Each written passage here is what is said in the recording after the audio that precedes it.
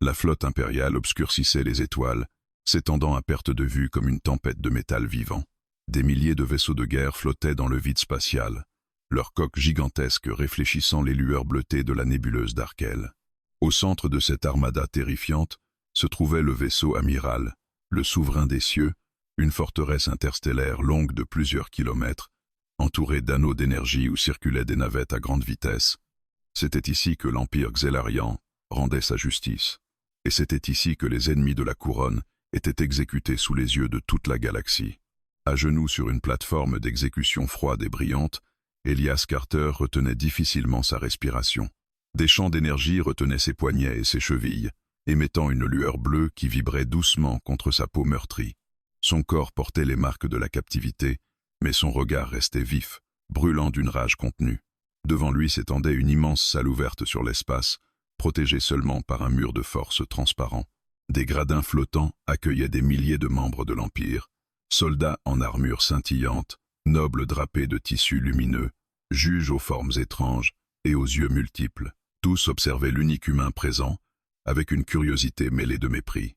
Un juge impérial s'avança lentement, sa haute silhouette couverte de symboles sacrés gravés dans une carapace luisante. Sa voix résonna dans toute la salle, amplifiée par la technologie du vaisseau. Il déclara qu'Elias était l'un des derniers survivants de la Terre morte, une planète humaine détruite pour avoir osé défier l'Empire. L'humanité, selon les lois impériales, avait saboté des relais stellaires et menacé l'ordre galactique. Pour ces crimes, l'humain serait exécuté publiquement devant la flotte entière. Elias serra les dents en entendant le nom donné à sa planète natale. La Terre morte. Autrefois, elle s'appelait simplement la Terre, un monde bleu rempli d'océans, de forêts et de villes vibrantes.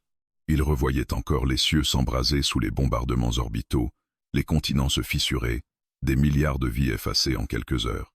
L'Empire appelait cela la paix galactique, lui appelait cela un massacre. Le juge lui accorda ces derniers mots. Le champ de force devant sa bouche se dissipa, et un silence écrasant tomba sur l'assemblée. Elias releva lentement la tête, son regard parcourant les gradins immenses. Il demanda d'une voix ferme si c'était ainsi que l'Empire définissait la justice. Il rappela comment sa planète avait été détruite, son peuple anéanti, et comment on le jugeait maintenant pour avoir tenté de survivre et de résister. Quelques rires méprisants s'élevèrent parmi les nobles, mais il continua, affirmant que l'Empire avait besoin de milliers de vaisseaux pour écraser une espèce qu'il prétendait faible. Il déclara que l'humanité se battait même quand tout semblait perdu, et que sa mort ne ferait pas disparaître leur volonté. Un frisson parcourut la salle. Le juge allait ordonner son exécution quand une voix claire, douce mais chargée d'autorité, s'éleva depuis la tribune royale. La princesse Lyriette Xelaria venait de parler. Tous se figèrent immédiatement. Elias leva les yeux et la vit pour la première fois. Elle était assise sur un trône d'énergie cristalline, entourée d'anneaux lumineux qui flottaient lentement autour d'elle. Sa peau nacrée semblait presque translucide, parcourue de fines veines de lumière argentée. Ses cheveux irisés flottaient légèrement comme s'ils baignaient dans une mer invisible, et ses grands yeux violets brillaient comme des étoiles lointaines. Elle incarnait à la fois une beauté irréelle et une puissance absolue. Fille de l'empereur suprême, héritière du trône, elle était l'être le plus respecté de toute la flotte. Elle se leva avec une grâce silencieuse et s'avança vers la plateforme d'exécution. Chaque pas résonnait dans le cœur d'Elias. Lorsqu'elle s'arrêta devant lui, il sentit une étrange tension l'envahir. Elle l'observa longuement avant de lui demander s'il était bien l'humain rebelle capturé lors de la dernière offensive. Il répondit simplement son nom, sans titre ni soumission, provoquant des murmures choqués dans l'assemblée. Elle remarqua qu'il ne tremblait pas. Elle lui demanda ce qu'il craignait réellement, et il lui répondit qu'il avait peur que l'Empire continue de détruire tout ce qu'il touchait. Ses paroles résonnèrent comme un coup de tonnerre. Quelque chose vacilla dans le regard de la princesse. On lui avait toujours appris que les espèces conquises étaient barbares et reconnaissantes d'être soumises. Pourtant, cet humain ne ressemblait pas à un monstre. Il ressemblait à quelqu'un qui avait tout perdu mais refusait de se soumettre. Elle murmura qu'on lui avait dit que les humains étaient incapables de courage véritable. Elias répondit calmement qu'on lui avait menti. À cet instant, une chaleur soudaine monta sur les joues de Lyriette. Une teinte rosée, délicate mais visible, apparut sur sa peau nacrée.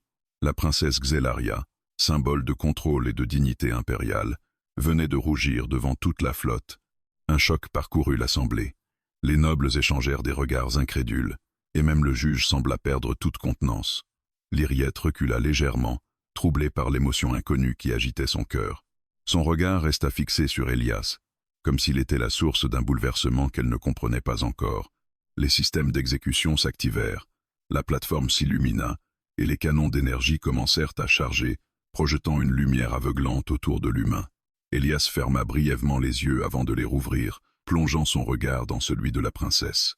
Il lui dit de se souvenir de ce qu'elle avait ressenti en le regardant, même si elle décidait de le tuer. Le temps sembla suspendu. Puis, d'une voix ferme qui résonna dans tout le vaisseau, Lyriette ordonna la suspension immédiate de l'exécution. Un murmure de stupeur se transforma en tumulte dans les gradins. Le juge protesta, mais elle lui rappela froidement que la loi obéissait à la couronne. L'humain serait placé en détention impériale pour interrogatoire approfondi.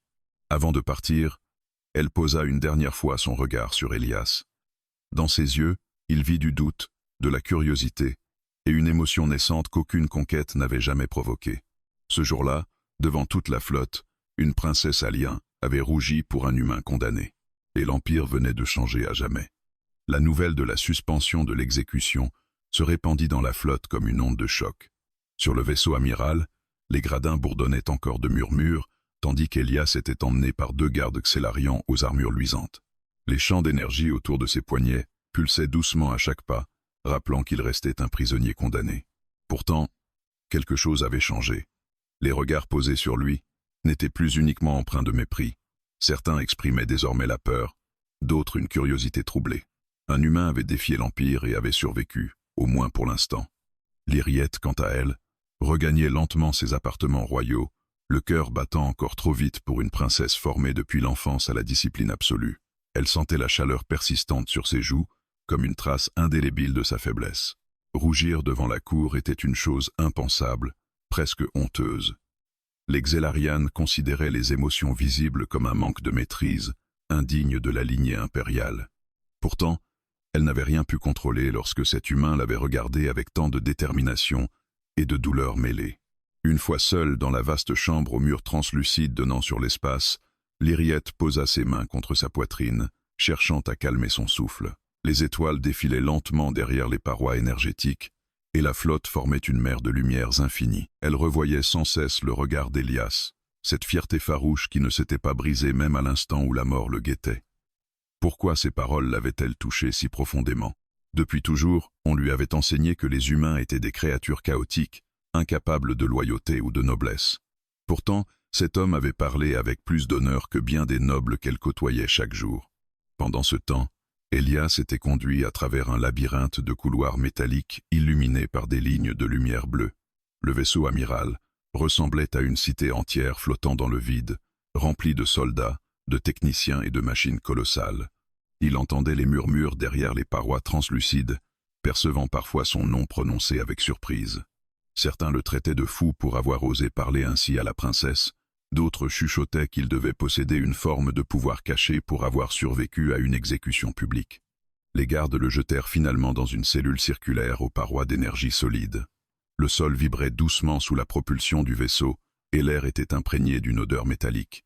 Dès que les champs de force se refermèrent, Elias s'affaissa contre le mur invisible, laissant échapper un long soupir qu'il retenait depuis la salle d'audience. Il était vivant. Pour combien de temps, il l'ignorait. Mais chaque seconde gagnée était une victoire contre l'Empire. Il pensa à la princesse, à la façon dont elle avait rougi, à la fragilité presque humaine qui avait traversé son regard l'espace d'un instant. Ce souvenir lui donnait une étrange sensation d'espoir, quelque chose qu'il croyait mort avec la terre.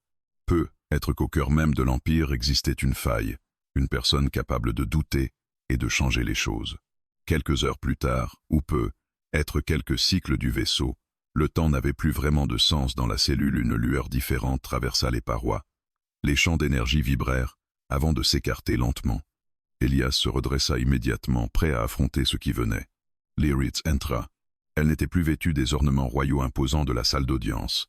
Ses habits étaient plus simples, faits d'un tissu souple au reflet argenté qui épousait sa silhouette élancée. Pourtant, même sans couronne ni halo lumineux, elle dégageait une autorité naturelle. 2 gardes restèrent à l'entrée, avant qu'elle ne leur fasse signe de se retirer. À la surprise d'Elias, ils obéirent sans discuter. Un silence lourd s'installa entre eux. Elle s'avança lentement, ses yeux brillants l'observant, avec une intensité presque palpable. Elias sentit son cœur battre plus fort, mais il refusa de détourner le regard. « Tu aurais dû mourir aujourd'hui » dit-elle finalement d'une voix douce. « Je sais » répondit-il simplement. Elle le fixa encore un instant avant de soupirer légèrement. « Pourquoi as-tu parlé ainsi devant la cour? Tu savais que cela te condamnerait davantage. » Elias haussa les épaules malgré ses entraves énergétiques. « J'étais déjà condamné. Je n'avais rien à perdre. Mais vous aviez quelque chose à gagner. La vérité. » Ces mots semblèrent l'atteindre. L'Iriette détourna brièvement les yeux, comme si elle cherchait à rassembler ses pensées. « La vérité est souvent dangereuse, » murmura-t-elle. « L'Empire repose sur l'ordre et l'obéissance. Le doute est une faiblesse. »« Ou une force, » répliqua-t-il calmement. « Sans doute, vous ne verrez jamais l'injustice. » Elle le regarda à nouveau, et cette fois, il vit un conflit intérieur se refléter dans ses yeux lumineux. « Vous les humains, vous remettez tout en question, » dit-elle lentement. « C'est ce qui vous a conduit à votre destruction. »« Non, » répondit Elias avec fermeté. « C'est ce qui nous rend vivants. » Le silence revint, chargé d'émotion. L'Iriette s'approcha encore, jusqu'à se tenir à quelques pas à peine de lui. Il pouvait sentir une légère chaleur émaner de sa peau, une énergie douce et étrangère. « Tu m'as fait rougir aujourd'hui, » murmura-t-elle presque pour elle-même. « Sais-tu ce que cela signifie dans notre culture? J'imagine que ce n'est pas une bonne chose, » répondit-il avec un sourire discret. Elle laissa échapper un souffle nerveux, ce qui surprit Elias. C'est un signe de perte de contrôle, de trouble émotionnel profond. Les membres de la lignée impériale sont entraînés dès l'enfance à ne jamais montrer ce genre de réaction. « Alors je suis désolé, ou honoré, » dit-il doucement. Ses lèvres frémirent malgré elle. « Tu es insupportable. » On me l'a souvent dit. Un silence plus léger s'installa, moins oppressant. L'Iriette observa longuement son visage marqué par les combats et la fatigue. « Pourquoi continues-tu à te battre alors que ton monde est détruit ?» demanda-t-elle finalement. Elias inspira profondément avant de répondre. « Parce que tant qu'un humain respire encore, la Terre n'est pas vraiment morte. Parce que si nous cessons de résister, alors ceux qui sont morts l'auront été pour rien. » Ces paroles vibrèrent dans l'air comme une promesse. L'Iriette ferma brièvement les yeux, comme frappée par la force de ses convictions. « On m'a toujours dit que l'Empire apportait la paix, » murmura-t-elle. « Mais ce que j'ai vu dans tes yeux aujourd'hui, ce n'était pas la paix, c'était la souffrance. La paix imposée par la destruction n'est pas la paix, » répondit-il. Elle rouvrit les yeux, brillant d'une lueur nouvelle. « Si ce que tu dis est vrai, alors tout ce que j'ai appris est un mensonge. » Elias hocha lentement la tête. « Bienvenue dans le doute, princesse, c'est là que commence la liberté. » Elle recula légèrement, troublée, mais pas fâchée. « Tu es dangereux, Elias Carter, non pas par tes armes, mais par tes mots. »« Les mots peuvent changer des empires, » répondit-il. Un long silence s'étira entre eux, chargé d'une tension étrange, presque intime. L'Iriette finit par se tourner vers la sortie, mais s'arrêta juste avant de partir. « Je ne sais pas encore ce que je ferai de toi, » dit-elle sans le regarder. « Mais une chose est certaine, tu ne mourras pas aujourd'hui. » Puis elle quitta la cellule, laissant Elias seul avec ses pensées, mais porteur d'un espoir qu'il n'avait jamais cru possible. Pour la première fois depuis la chute de la Terre, il ne se sentait plus complètement prisonnier. Et quelque part, au cœur de l'Empire, une princesse commençait à douter de tout ce qu'elle avait toujours cru. Le silence de la cellule semblait plus lourd depuis la visite de la princesse. Elias restait assis contre la paroi d'énergie, les yeux perdus dans les lueurs mouvantes du champ de force, repassant chaque mot de leur échange. Il n'aurait jamais cru qu'une héritière de l'Empire puisse écouter un humain sans colère ni mépris. Pourtant, l'Iriette l'avait fait. Mieux encore, elle avait douté. Ce simple doute valait plus qu'une victoire militaire. C'était une fissure dans l'armure de l'Empire, et peut être le début d'un changement impossible. Autour de lui, le vaisseau amiral poursuivait sa lente traversée du vide, ses moteurs produisant une vibration grave et régulière qui faisait trembler le sol. Par moments, Elias distinguait les silhouettes floues de soldats passant derrière les parois translucides, leur voix étouffée, se mêlant au bourdonnement constant de la technologie alien. Il savait qu'il était surveillé en permanence. Chaque respiration, chaque mouvement était analysé. Mais il sentait aussi que quelque chose d'invisible le protégeait désormais, la curiosité de la princesse. Dans une salle de conseil située au cœur du vaisseau, l'agitation régnait. Des généraux xélariens se tenaient autour d'une table holographique où flottait la carte de plusieurs systèmes stellaires.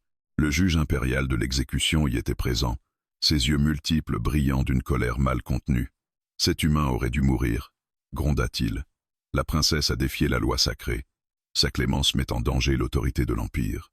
Un général aux épaules larges couvertes d'une armure sombre hocha lentement la tête. Les humains sont une étincelle de rébellion. Tant qu'il vivra, il sera un symbole. Il faut l'éteindre avant qu'il n'infecte d'autres mondes par ses idées. D'autres acquiescèrent. Un plan commençait à se former, silencieux mais mortel. Pendant ce temps, l'Iriette se tenait seule dans une galerie d'observation, regardant les étoiles défiler. Son esprit était en tumulte.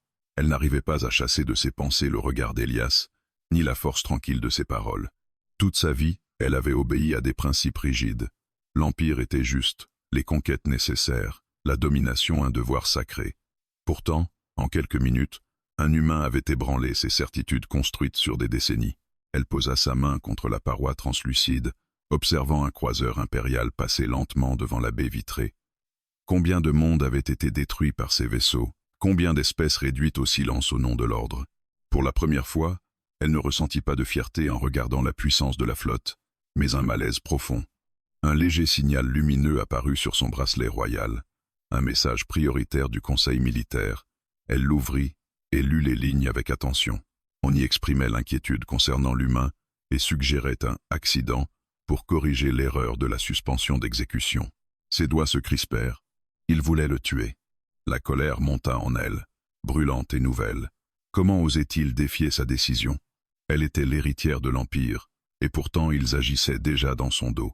Cela confirmait ce qu'Elias avait dit. L'Empire n'était pas seulement un système d'ordre, mais une machine froide prête à écraser toute chose qu'elle ne contrôlait pas. Sans hésiter, l'Iriette se dirigea vers les quartiers de détention. Elias était à demi allongé contre la paroi, lorsque les champs d'énergie vibrèrent soudainement de façon étrange. Une alarme silencieuse pulsa dans l'air, presque imperceptible. Son instinct de soldat se réveilla immédiatement. Quelque chose n'allait pas. Il se redressa juste au moment où une section du champ de force clignota dangereusement. À travers la paroi, il aperçut deux silhouettes armées se glisser dans le couloir. Des soldats d'élite, leurs armes chargées d'énergie rouge, une fréquence conçue pour désintégrer instantanément les tissus humains. Son cœur se mit à battre violemment. Il venait pour le tuer. Le champ de force se mit à s'ouvrir lentement, saboté de l'extérieur. Elias chercha autour de lui quelque chose pour se défendre, mais la cellule était vide, lisse, parfaitement conçue pour empêcher toute évasion. Les pas des soldats se rapprochaient, lourds et déterminés. Puis une voix familière résonna dans le couloir. « Arrêtez immédiatement !» Les soldats se figèrent. L'Iriette apparut entre eux, son regard brûlant d'autorité. « Qui vous a donné l'ordre d'intervenir ici ?» L'un des soldats hésita avant de répondre. « Le conseil militaire, princesse. Cet humain est une menace pour la stabilité de l'Empire. » Elle s'avança d'un pas, si proche que les lumières de son corps reflétaient sur l'armure du soldat. La seule autorité suprême ici, c'est la couronne impériale. Et la couronne a ordonné qu'il vive. Un silence tendu s'installa. Les soldats échangèrent un regard incertain. « Retirez-vous » ordonna-t-elle. Après une brève hésitation, ils reculèrent lentement et quittèrent le couloir. Le champ de force se referma dans un vrombissement doux. Elias relâcha un souffle qu'il ne savait pas retenir. L'Iriette se tourna vers lui, ses yeux encore brillants de colère. « Ils voulaient me tuer », constata-t-il calmement. « Oui », répondit-elle. « Et ils réessaieront. » Il la fixa longuement. « Pourquoi m'avoir sauvé ?» Elle hésita, puis parla avec une honnêteté brute qu'il n'aurait jamais imaginée chez une princesse alien. « Parce que si je les laisse te tuer, alors tout ce que tu m'as dit aujourd'hui ne sera qu'un mensonge de plus auquel j'aurais choisi de croire. Et parce que... » Elle marqua une pause. « Parce que je ne veux plus détourner le regard. » Ces mots frappèrent Elias plus fort que n'importe quelle arme. Il s'approcha du champ de force, leurs visages séparés par une mince barrière de lumière. « Vous venez de vous faire des ennemis puissants pour moi, » dit-il doucement. « Je les avais déjà, » répondit-elle. Un silence chargé d'émotion passa entre eux. « L'Empire n'est pas prêt pour la vérité, » murmura-t-elle. « Mais moi, je veux l'entendre. Raconte-moi la terre, raconte-moi ce qu'ils ont détruit. » Elias ferma brièvement les yeux, laissant les souvenirs l'envahir. Il parla des océans bleus, des forêts qui chantaient sous le vent, des villes illuminées la nuit comme des constellations au sol. Il parla des familles séparées, des enfants qui rêvaient de devenir explorateurs, des rires, des fêtes, des saisons. Il parla aussi du jour où le ciel s'était couvert de vaisseaux aliens et de la lumière blanche qui avait tout consumé. Lyriette écoutait en silence, les mains tremblantes. Lorsqu'il eut fini, une larme brillante glissa lentement le long de sa joue nacrée. « Ils ont menti », murmura-t-elle. « Oui », répondit Elias. Et il continue. Elle essuya rapidement la larme, comme honteuse de sa faiblesse, mais son regard était désormais empli de détermination. « Alors nous devons découvrir la vérité ensemble. Et si l'Empire est réellement construit sur le sang de mondes innocents, il devra changer. »« Ou tomber ?» ajouta Elias doucement. Elle hocha lentement la tête. À cet instant, une alliance fragile venait de naître dans l'ombre du plus grand empire de la galaxie. Un humain condamné et une princesse alien unissaient leurs doutes contre une machine de conquête millénaire. Et quelque part dans la flotte, des forces se mettaient déjà en mouvement pour les écraser. Après la tentative d'assassinat contre Elias, le vaisseau amiral entra dans un état d'alerte silencieuse. Officiellement, l'incident fut classé comme une défaillance énergétique mineure, un simple dysfonctionnement de cellules que les techniciens s'empressèrent de réparer. Officieusement, Lyriette savait que quelqu'un avait donné l'ordre de tuer l'humain, et cette certitude transforma sa perception de l'Empire à jamais. Les couloirs qu'elle avait toujours traversés avec fierté lui semblaient désormais emplis d'ombre et de regards dissimulés. Elias fut déplacé dans une cellule plus sécurisée, située dans une aile réservée aux prisonniers stratégiques. Elle était plus vaste, dotée d'un champ d'énergie renforcé et de systèmes de surveillance avancés, mais Lyriette y fit ajouter un protocole royal, lui donnant un accès prioritaire. Officiellement, c'était pour garantir la sécurité de l'interrogatoire. En réalité, c'était pour le protéger des conspirateurs qui rôdaient au sein même du Conseil. Lorsqu'elle lui rendit visite le lendemain, Elias portait encore les marques de la compression énergétique sur ses bras et sa poitrine. Sa respiration était plus lente, mais stable. En la voyant entrer, un sourire fatigué apparut sur son visage, ce qui la surprit. « On dirait que vous arrivez toujours juste à temps, princesse », murmura-t-il. Lyriette ne répondit pas immédiatement. Elle observa les blessures, la colère sourde montant en elle. « Ils ont essayé de te tuer », dit-elle d'une voix tendue. Sans procès, sans ordre impérial. « L'Empire n'aime pas les symboles vivants », répondit-il doucement. Elle serra les poings. « Je ne laisserai plus personne t'approcher sans passer par moi. » Ces mots, prononcés avec une détermination nouvelle, résonnèrent comme une promesse. Elias la fixa longuement, comprenant que quelque chose avait définitivement changé en elle. À partir de ce jour, leurs rencontres devinrent plus fréquentes, bien que toujours enveloppées de secrets. Lyriette venait sous couvert d'interrogatoire, mais il parlait surtout de l'Empire, de ses lois, de ses conquêtes. Elias lui décrivait les mondes ravagés par les flottes impériales, les peuples réduits au silence, les résistances écrasées. Elle, de son côté, lui expliquait la hiérarchie rigide du pouvoir célarian, les familles nobles qui prospéraient grâce aux guerres, et les mensonges enseignés dès l'enfance aux héritiers du trône. Peu à peu, un tableau effrayant se dessinait. L'Empire n'était pas le gardien de la paix qu'elle avait toujours cru, mais une machine de domination nourrie par l'expansion et la peur. Lyriette commença alors à observer son entourage avec un regard neuf. Lors des réunions du Conseil, elle remarqua les échanges de regards discrets, les silences lourds après certaines décisions et la manière dont les généraux parlaient des planètes conquises, comme de simples chiffres dans des rapports de ressources. Un monde détruit n'était qu'une ligne de plus dans un registre. Ce fut lors d'une de ces réunions qu'elle surprit une conversation qui confirma ses pires craintes. Deux conseillers discutaient à voix basse près d'un corridor énergétique, convaincus d'être seuls. Ils évoquaient l'échec de la première tentative d'élimination de l'humain et la nécessité d'agir plus discrètement la prochaine fois, peut-être en provoquant une évasion accidentelle suivie d'une mort rapide. L'un d'eux ajouta que la princesse devenait un problème, trop émotive, trop influencée par un prisonnier inférieur. Le sang de Lyriette se glaça. Elle comprit que le danger ne concernait plus seulement Elias. Elle aussi était désormais une cible potentielle. Cette nuit-là, elle se rendit auprès d'Elias plutôt que d'habitude. Lorsqu'elle entra dans la cellule, il sentit immédiatement que quelque chose n'allait pas. Son visage était tendu, ses yeux brillants d'une inquiétude qu'il ne lui avait jamais vue. « Ils vont réessayer », dit-elle sans détour. « Et cette fois, ce ne sera pas seulement contre toi. » Elias se redressa malgré la douleur. « Ils vous menacent ?» Elle hocha lentement la tête. « Certains au conseil me considèrent déjà comme une faiblesse. Une héritière qui doute est dangereuse pour un empire fondé sur l'obéissance. » Un silence pesant s'installa. Elias comprit soudain l'ampleur du sacrifice qu'elle faisait en le protégeant. Elle ne risquait pas seulement son statut, mais être sa vie. « Vous n'avez pas à faire ça pour moi, dit-il doucement. »« Si, » répondit-elle avec fermeté. Parce que ce que tu m'as montré est vrai. Et parce que je refuse de vivre dans un mensonge. Ces mots scellèrent une alliance invisible entre eux. À partir de ce moment, ils commencèrent à élaborer des plans, non pas d'évasion, du moins pas encore, mais de survie. Lyriette lui révéla l'existence de factions au sein de l'Empire, des officiers et scientifiques qui doutaient en silence de la politique impériale, mais n'osaient pas s'exprimer. Elias, de son côté, parla des réseaux de résistance humains et des alliés potentiels sur d'autres mondes opprimés. L'idée d'une rébellion, encore vague et fragile, commença à prendre forme. Cependant, l'Empire n'était pas aveugle. Les mouvements inhabituels de la princesse, ses visites fréquentes au quartier de détention et les anomalies de sécurité ne passèrent pas inaperçues.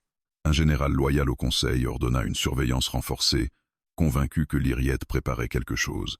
La seconde tentative d'élimination fut plus brutale. Alors qu'Elias était conduit dans un couloir pour un prétendu transfert médical, les lumières s'éteignirent brusquement. Des tirs d'énergie fendirent l'air, frappant les gardes qui l'escortaient avant qu'ils ne puissent réagir. Des silhouettes masquées surgirent, leurs armes pointées vers Elias. Avant qu'ils ne puissent tirer, une explosion secoua le corridor. Une onde de choc projeta les assaillants contre les parois métalliques. Lyriette apparut à l'autre extrémité, accompagnée de 2 soldats portant l'emblème discret de la garde royale personnelle, une unité que seuls les membres de la lignée impériale pouvaient commander. « Emmenez-le » ordonna-t-elle.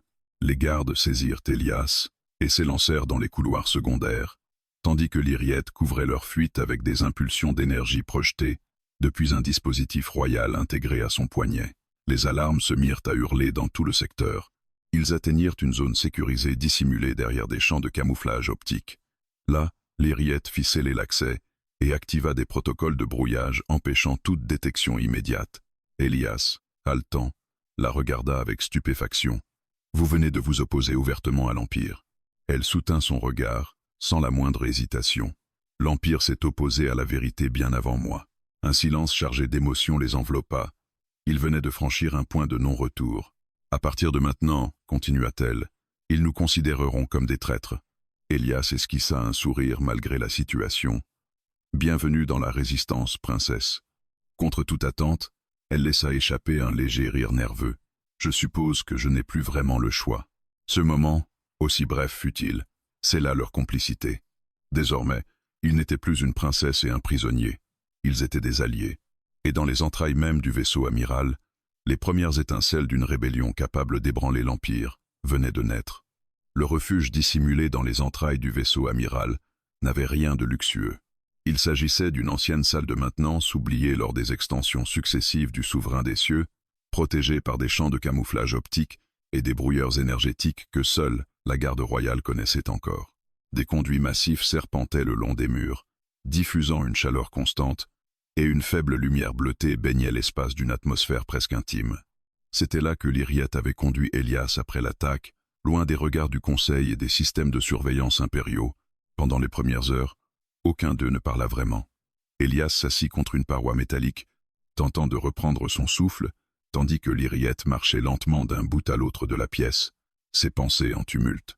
Elle venait de défier ouvertement une partie de l'Empire, un acte qui, quelques cycles plus tôt, lui aurait paru impensable. Pourtant, au lieu de la peur paralysante qu'elle s'attendait à ressentir, une étrange sensation de soulagement l'envahissait. Comme si, pour la première fois de sa vie, ses choix lui appartenaient réellement. Elias finit par rompre le silence en lui demandant si elle regrettait ce qu'elle avait fait. Elle s'arrêta, le regarda longuement, puis secoua lentement la tête. Non, elle ne regrettait pas. Ce qui l'effrayait, en revanche, c'était de réaliser à quel point elle avait vécu jusque-là dans une illusion soigneusement construite. L'Empire qu'elle avait toujours défendu ne protégeait pas les faibles, il les écrasait. En sauvant Elias, elle n'avait pas seulement protégé un homme, elle avait commencé à se libérer elle-même. Les jours suivants, ou ce qui s'en rapprochait le plus dans l'environnement artificiel du vaisseau, s'écoulèrent dans ce refuge secret. Lyriette avait organisé un système de ravitaillement discret grâce à quelques membres loyaux de la garde royale qui partageaient ses doutes.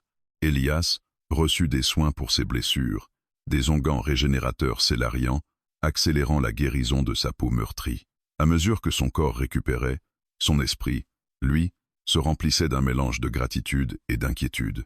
Il savait que chaque instant passé caché augmentait le danger pour Lyriette. Pourtant, malgré la menace constante, Ces moments volés devinrent étrangement précieux. Lyriette venait souvent s'asseoir près de lui, l'observant avec une curiosité sincère. Elle lui posait des questions sur les humains, sur leurs coutumes, leurs émotions, leurs relations. Elias lui parlait de l'amitié, de l'amour, des familles choisies autant que celles du sang. Il décrivait les repas bruyants, les rires partagés, la musique qui accompagnait les joies comme les peines. Elle écoutait comme une enfant découvrant un monde inconnu, fascinée par cette richesse émotionnelle que l'Empire avait toujours qualifiée de faiblesse.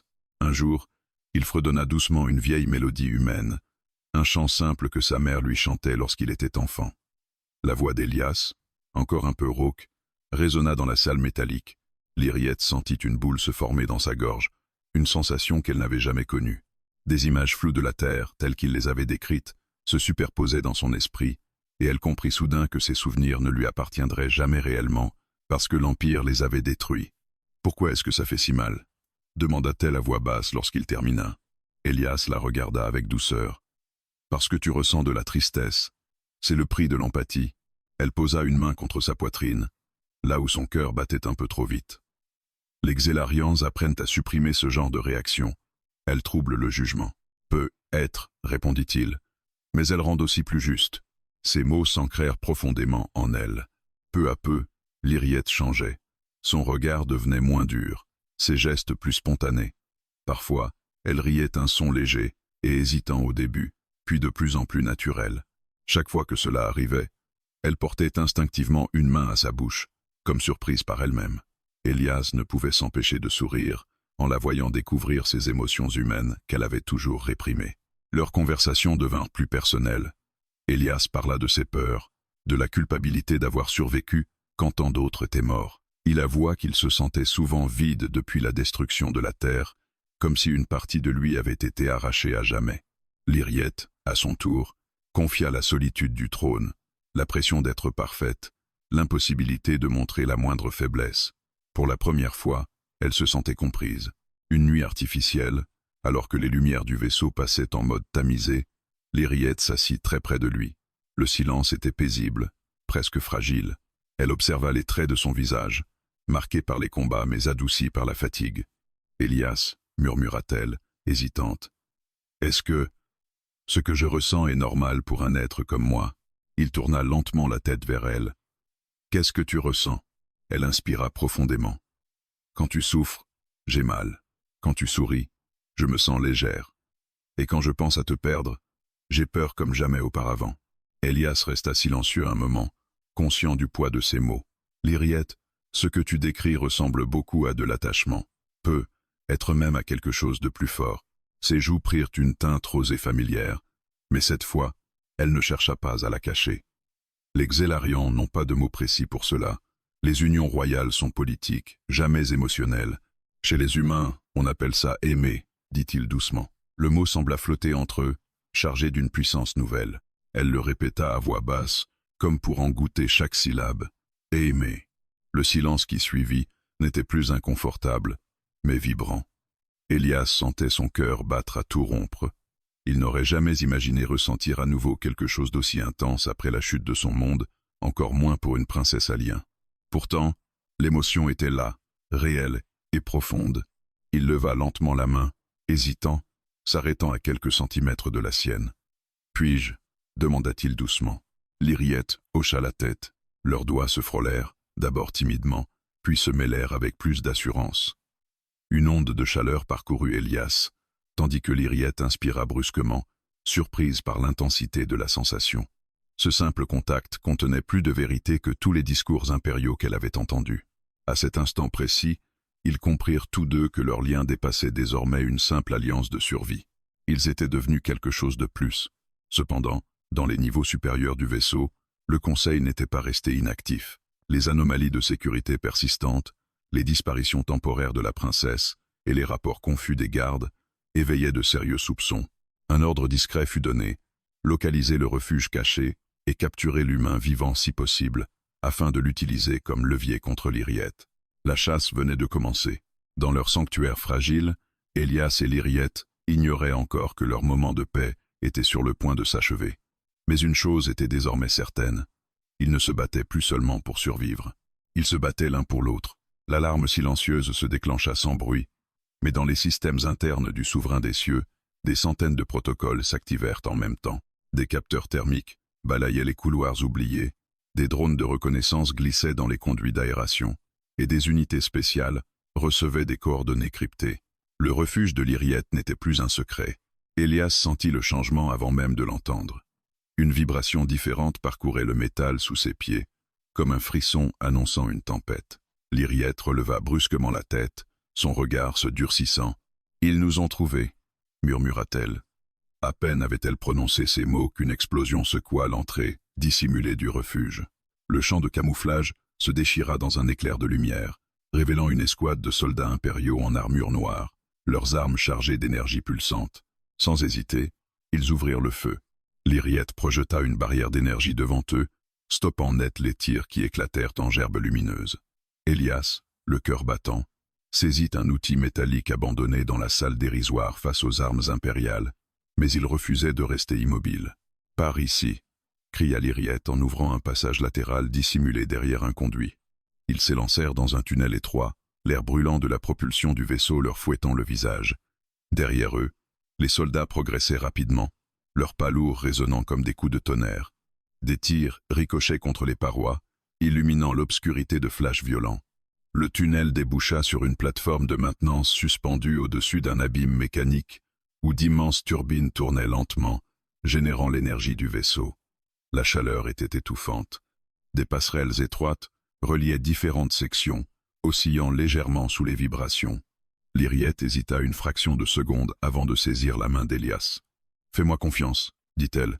Ils coururent sur la première passerelle, alors que de nouveaux tirs fusaient derrière eux. Un impact frappa un pylône de soutien qui explosa dans une pluie d'étincelles, faisant vaciller la structure. Elias manqua de perdre l'équilibre, mais l'Iriette le retint fermement. Ils atteignirent une plateforme secondaire juste au moment où la passerelle s'effondrait dans le vide brûlant en contrebas. Les soldats s'arrêtèrent, jurant dans leur langue sifflante, avant de chercher un autre accès. « On ne peut pas continuer à fuir éternellement », allaita Elias. L'Iriette hocha la tête. « Il est temps que la flotte voie la vérité. » Elle activa un communicateur royal dissimulé à son poignet et envoya une transmission prioritaire à plusieurs canaux de commandement, y compris ceux de factions qu'elle savait hésitantes. « Ici la princesse, l'Iriette, Xelaria », déclara-t-elle d'une voix ferme. Des membres du Haut Conseil ont ordonné l'exécution illégale d'un prisonnier sous protection royale. L'Empire est gangrené par la corruption. Ceux qui croient encore en la justice, rejoignez-moi. Le message se répandit comme une traînée de feu numérique. Presque immédiatement, des réponses commencèrent à affluer, certaines loyales au Conseil, d'autres confuses, et quelques-unes marquées par un soutien discret. Mais le temps leur manquait. Des trappes s'ouvrirent autour de la plateforme, libérant de nouvelles unités de soldats. Cette fois, ils étaient équipés d'armes lourdes capables de percer les boucliers d'énergie. L'Iriette serra les dents. « Ils veulent nous éliminer ici. » Elias posa une main sur son bras. « Alors frappons les premiers. » À la surprise de l'Iriette, il s'élança vers un panneau de contrôle exposé près d'une turbine. Avec l'outil métallique qu'il tenait toujours, il frappa violemment les circuits. Des étincelles jaillirent, et la turbine voisine accéléra brutalement, avant de se bloquer dans une explosion assourdissante. Une onde de choc traversa la plateforme, projetant plusieurs soldats contre les parois. Profitant de la confusion, l'Iriette projeta des rafales d'énergie ciblées, neutralisant ceux qui restaient debout. Le combat était chaotique, violent, mais bref, les survivants battirent en retraite, sans doute pour appeler des renforts. Elias halétait, les mains tremblantes. Je n'avais aucune idée que ça marcherait. Un sourire nerveux traversa le visage de l'Iriette. Les humains et leurs idées imprévisibles, mais déjà, les alarmes montaient en intensité. Le vaisseau entier était désormais en état d'urgence maximale. « Nous devons quitter le vaisseau amiral », dit-elle. « Sinon, ils finiront par nous encercler. » Elle guida Elias vers une baie de transport secondaire, rarement utilisée, où reposaient plusieurs petits vaisseaux de patrouille. Des tirs éclatèrent derrière eux alors qu'ils traversaient la dernière passerelle. L'Iriette monta à bord du plus proche et activa les systèmes de démarrage. Elias se jeta sur le siège copilote au moment où les portes de la baie s'ouvraient sur l'immensité de l'espace. Des chasseurs impériaux tentaient déjà de se positionner pour intercepter. « Accroche-toi !» cria l'Iriette. Le vaisseau jaillit hors de la baie dans un éclair de lumière, frôlant un croiseur géant avant de plonger dans le champ d'astéroïdes qui entourait la flotte. Des tirs d'énergie strièrent le vide, manquant de peu leur coque. L'Iriette manœuvrait avec une précision impressionnante, évitant les rochers géants et les explosions. Après de longues secondes qui semblèrent une éternité, les chasseurs cessèrent la poursuite, incapables de suivre dans ce labyrinthe naturel. Le silence revint brutalement, seulement troublé par le bourdonnement des moteurs. Elias se tourna vers l'Iriette, encore sous le choc. « Nous venons de devenir les ennemis les plus recherchés de l'Empire. » Elle le regarda, déterminée mais étrangement apaisée. Alors autant se battre pour quelque chose qui en vaut la peine. Devant eux, l'espace s'étendait à l'infini, rempli de dangers inconnus, mais aussi de possibilités. La fuite venait de commencer, et avec elle, la véritable guerre contre l'Empire. Le petit vaisseau de patrouille dérivait à la lisière d'un système stellaire oublié, dissimulé dans l'ombre d'une géante gazeuse, aux nuages violets tourbillonnants. Après leur fuite du vaisseau amiral, l'Iriette avait coupé toutes les signatures énergétiques et activé un mode furtif ancien, rarement utilisé depuis les premières guerres de conquête. Le silence de l'espace les enveloppait comme un cocon fragile, mais aucun d'eux ne se faisait d'illusions. L'Empire finirait par les retrouver. Elias observait les étoiles défiler lentement, son esprit encore hanté par la poursuite, les explosions, la trahison du Conseil. Pourtant, au milieu de ce chaos, il ressentait une étrange clarté. Ils avaient franchi un point de non-retour, mais pour la première fois depuis la destruction de la Terre, ils se battaient pour un avenir possible, pas seulement pour venger le passé. L'Iriette se tenait devant les commandes, droite et silencieuse. Son visage semblait plus dur, sculpté par la détermination, mais ses yeux brillaient d'une lumière nouvelle. Elle n'était plus seulement une princesse en fuite, elle était une héritière qui venait de défier tout un empire. « Les transmissions que j'ai envoyées avant notre fuite ont été reçues, » dit-elle enfin. Certaines flottes locales hésitent. Quelques commandants ont suspendu leurs opérations en attendant des ordres clairs. Elias se tourna vers elle, surpris. Ça veut dire qu'il doute. Oui, et dans l'Empire, le doute est le début de l'effondrement. L'Iriette activa un écran holographique montrant plusieurs systèmes stellaires. Des symboles lumineux indiquaient des unités navales en attente, d'autres toujours fidèles au Conseil, et quelques-unes rares mais réelles marquées comme favorables à sa cause. « Il y a plus de fissures que je ne le pensais », murmura-t-elle. Mais elle savait aussi que cela ne suffirait pas. Tant que l'empereur et le Haut Conseil conserveraient le cœur de la flotte impériale, la rébellion resterait vulnérable. L'Empire avait besoin d'un choc, d'une vérité impossible à étouffer. C'est alors qu'une transmission cryptée apparut sur l'écran. Une silhouette célariane familière se matérialisa. Le commandant Sarev, un officier respecté pour son sens de l'honneur, connu pour avoir sauvé plusieurs mondes civils lors de campagnes brutales. « Princesse l'Iriette », dit-il d'une voix grave. Beaucoup au sein de la flotte ont vu ce qui s'est passé sur le vaisseau amiral. Les versions officielles ne tiennent pas. Nous voulons entendre la vérité de votre bouche. Le cœur de l'Iriette se mit à battre plus fort. Si vous parlez, poursuivit Sarev, le Conseil vous déclarera traîtresse officiellement. Il n'y aura plus de retour possible. Elle resta silencieuse un moment, consciente du poids de cette décision. Elias s'approcha doucement. « Quoi que tu choisisses, dit-il, je serai avec toi. » Elle croisa son regard, y trouvant un soutien indéfectible. Puis elle se redressa. « Très bien, commandant Sarev. Rassemblez ceux qui doutent. Je dirai tout. » La transmission s'élargit, reliant plusieurs vaisseaux et stations éloignées. Des dizaines de visages apparurent, certains méfiants, d'autres curieux, quelques-uns déjà empreints d'espoir. L'Iriette inspira profondément. Elle raconta tout. Elle parla de la tentative d'exécution secrète d'Elias, de la corruption du Conseil, des mondes détruits pour des profits déguisés en ordre impérial. Elle évoqua les mensonges enseignés aux héritiers, les chiffres manipulés, les résistants étouffés. Elias ajouta son témoignage sur la Terre, montrant des enregistrements qu'il avait réussi à sauvegarder, des villes humaines avant l'invasion, puis leur destruction en flammes orbitales. Le silence qui suivit était lourd, presque sacré.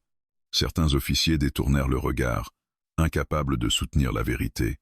D'autres serrèrent les poings, visiblement bouleversés. « Si ce que vous dites est vrai, » murmura une capitaine, « alors nous ne sommes pas des gardiens de la paix, mais des bourreaux. »« Il est temps que cela change, » répondit l'Iriette doucement.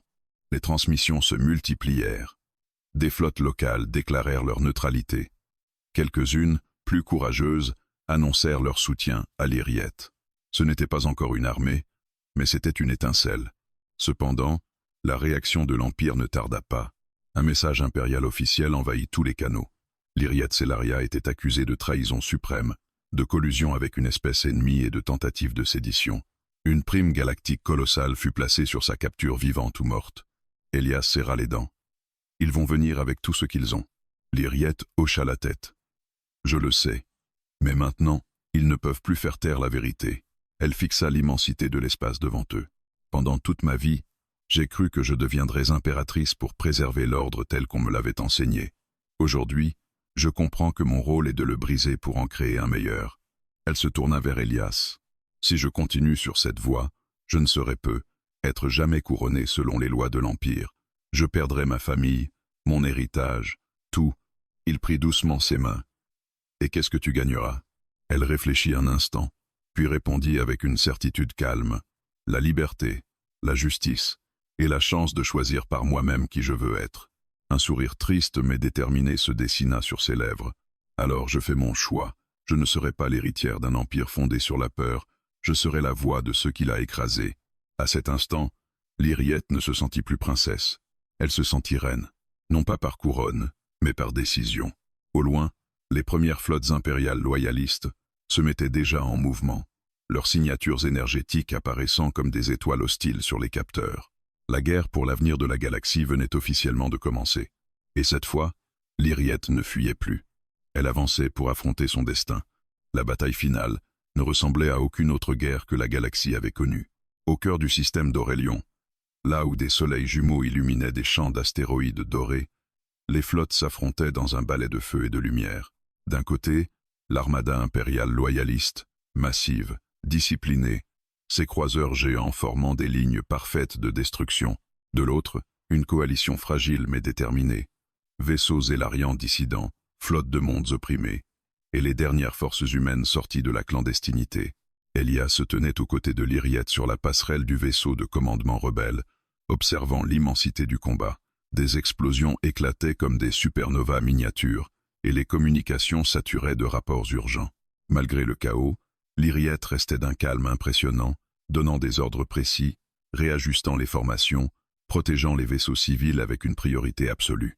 Ils concentrent leurs forces sur notre flanc droit, annonça un officier. Lyriette hocha la tête. Qu'ils pensent nous encercler, activer les champs de gravité secondaires. À son signal, l'espace se distordit légèrement, attirant plusieurs croiseurs impériaux dans une zone d'astéroïdes dissimulée. Des explosions en chaîne s'ensuivirent, désorganisant leurs rangs. Elias la regarda avec admiration. La princesse qui avait autrefois hésité à défier un juge impérial commandait désormais une révolution galactique. Mais soudain, une signature énergétique massive apparut sur les capteurs. « Vaisseau amiral impérial en approche », cria un technicien. Le souverain des cieux surgit de l'hyperespace, dominant le champ de bataille comme une ombre divine. Ses canons principaux commencèrent à charger, visant directement le vaisseau de Lyriette. « Il veut une fin rapide », murmura Elias. Lyriette serra les poings. « Mon père pense encore pouvoir écraser la vérité par la force. » Elle ouvrit tous les canaux de transmission galactique. « Citoyens de l'Empire et peuple libre », déclara-t-elle, sa voix résonnant dans des millions de systèmes. « Voici l'empereur qui prétend défendre la paix, prêt à anéantir des flottes entières pour préserver son pouvoir. Regardez, jugez par vous-même. » Les capteurs de combat diffusèrent en direct la violence du vaisseau amiral impérial, ses tirs frappant sans distinction alliés et civils. Dans de nombreux systèmes, la population observait, horrifiée. Plusieurs flottes impériales hésitèrent. Certaines cessèrent le feu, d'autres se retournèrent contre le vaisseau amiral. L'Empire commençait à se fissurer sous le regard de toute la galaxie. Fou de rage, l'empereur concentra toute sa puissance sur le vaisseau de Lyriette.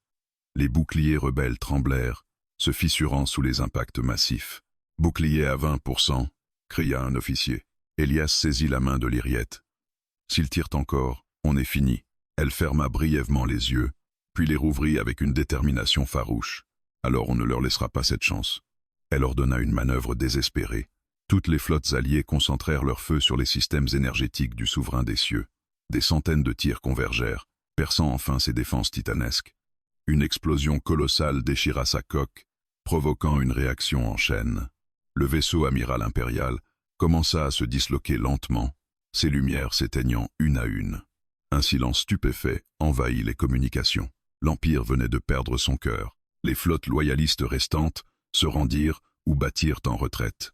La bataille d'Aurélion était terminée. Lyriette resta immobile, observant les débris lumineux flotter dans l'espace. « C'est fini », murmura Elias.